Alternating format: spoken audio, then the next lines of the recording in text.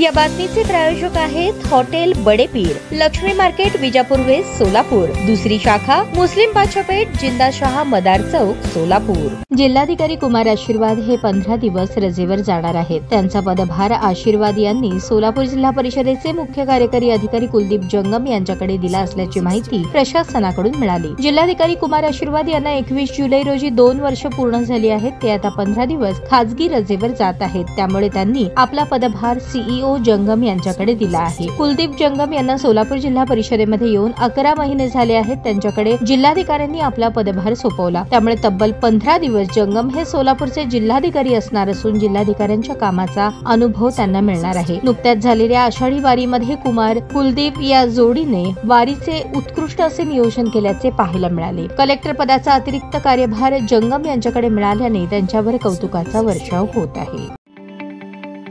ताज्या बातम्या पाहण्यासाठी प्राईम महाराष्ट्र न्यूज चॅनलला सबस्क्राईब करा।